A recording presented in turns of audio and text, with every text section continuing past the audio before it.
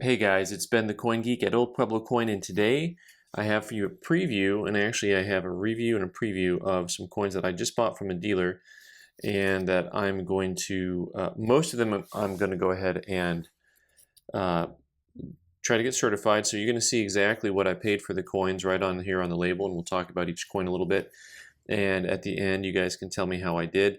Now, this dealer had this 20-cent piece graded a fine. And I want to take a closer look. This is that fun Carson City coin with those big CCs that are, they just kind of looked for wherever they had room to put the C's on that, which I really like. Also, you'll notice these coins come extremely flatly struck. There's actually a lot of detail left on the eagle. And then, of course, now the Liberty looks really flat, but some of that is strike. Now this coin I'm not going to get certified. It's an interesting coin because you've got a mintage of just over 133,000 coins made, and there's not a ton of these guys. It's a fun short set to put together. The 20-cent pieces are. Fine 12 is 270 and VF 20 is 335. I like the coin as a fine 15 or so, but anyway, this coin will end up on our website for probably $300, and it's the only one I'll make money on. So that's my optimistic starting point, that I'm going to make money on that coin, right? Here we go. So I'm going to tell you my thought process on these. Okay, so I've had some success with Franklin's lately, which means I should just stop while I'm ahead. But this 49S just jumped right out to me. A 49S is a coin that has almost no spread in value from in the higher mint state grades. This is a coin that in MS64 and 65, it's almost the same price, like 80 bucks. And in MS66, just for the record, it jumps up to about 200 and some odd dollars. I like the coin right away because the fields I thought were really high quality. And the thing that caught my attention was, of course, on the back of the coin, the bell lines, which I think are full. They're very sharp all the way across those bottom bell lines. Now the big jump on this is when you get them in full bell lines. A 64 full bell line is about a $200 coin. A 65 full bell line is about a $400 coin. Now I think this is a 65 full bell line. That's just based on my previous results. And just like that little paper that they give you when you buy a stock or mutual fund, previous performance, not a guarantee of future results. So we shall see on that guy. Speaking of coins that I like and that maybe I'm just going to whiff on, I really liked this coin. I was surprised. It's really dark. It's got a lot of heavy toning on the edges, which means that the gentleman at CAC would actually like it a lot. There's the D. If it were an S, this coin would be crazy money, right? 1934. It's got a couple little hits over there by the I. I happen to think the field's really strong, really satiny, very contact free. The question is whether or not they're going to treat this heavy toning negatively or not, because the overall quality of the coin, I think it's kind of a gem coin. Something that could come back a 64 or 65, in which case there's big jumps in value. He priced it as a 60, actually like a 62, basically. A 63 is 275, and he actually only priced it to me at 62 price of 145. But it jumps a lot. 64 is like 350. The same guy had a Hawaiian half dollar, and it was just black. I mean, it was so dark, but it was PCGS 65 or no 64. I wanted to buy it because I got two customers looking for that coin, but I couldn't. It was too dark. But this coin is much more pleasing to the eye.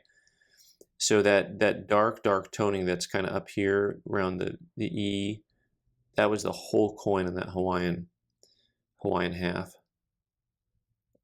So we'll see how they treat that coin. And let me know if you think I should send stuff to PCGS or NGC. I know everyone's got a different opinion here. All right, so I haven't decided yet who I'm going to send him to. This is called a fool's errand right here. This is me thinking I know what's up. So this 2.5, it just caught my eye.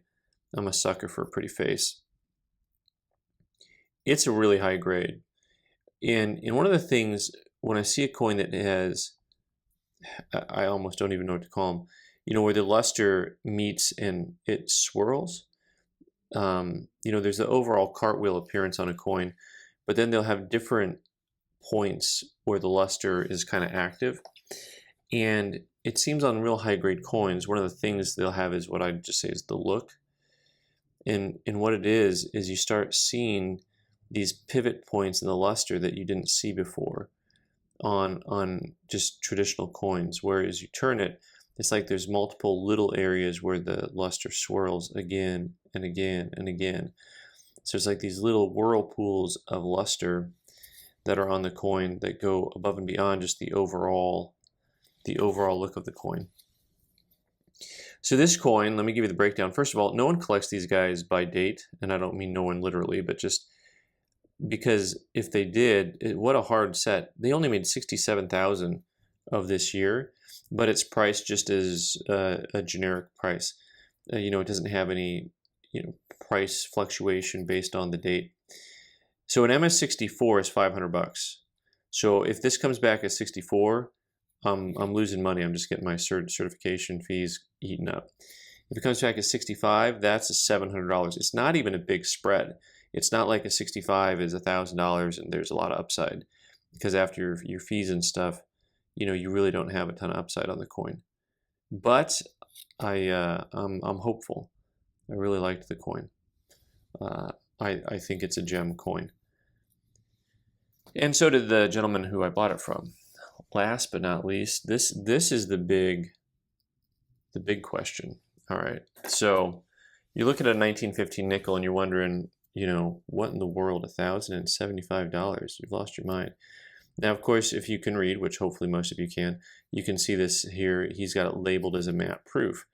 Now, I know that you're going to look at this coin and maybe not recognize it as a matte proof, but I don't know. We're gonna call back to a day when we had a 1913 Lincoln cent that we got in that was a matte proof, and there's actually some correlation here that we're going to talk about. So first of all, the rim of the coin is very thick, and there's also a little wire lip on many parts of the rim. So when I talk about the rim being thick, I'm talking just about the thickness of this portion here, just that. I'm not talking about the thickness of the coin, right? So that is actually thicker than you would see on a normal coin. Also, one of the things that you see and will see is almost like a ripple effect on the field and on the surfaces. There's almost just this, I don't know how to describe it. I use the word wrinkle, but the effect on the surface of the coin is very different than what you would see on just a normal coin. I'm going to look at that rim. Now, in portions of the rim, you'll see it raised up a little bit right on the edge. But what I'm going to show you, there's actually a very specific diagnostic on this date that we're going to look at. And you get to see me draw, which is, I know, some of you guys like the highlight of your day, right? Okay, so let's take a look at the Buffalo nickel here. We're going to have the rim of the coin looking something like that. The ground is over here. We've got a leg. We've got a body. There's a horn over here somewhere. It's not complete, right? So along the rim on this coin, there's going to be like some like a raised area somewhere right over there. So let's take a closer look at that and see if we can see it up close. First, I'm just going to use the 10 power and see if I can catch the right angle to show you that raised area. Okay, you can kind of catch it at that angle, but let me It's right along the rim.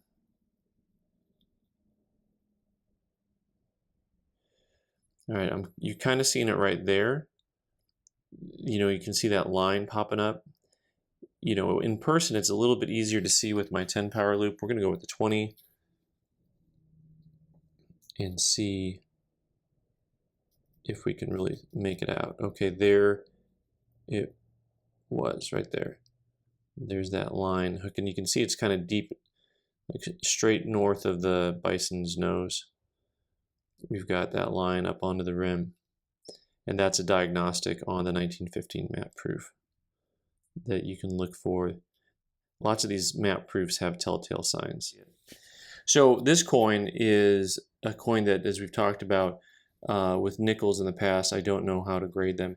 You know, to me, this coin looks really nice. I mean, there are virtually no contact marks on it up close, but I really needed to come back a high grade because a proof 64 is $1,200.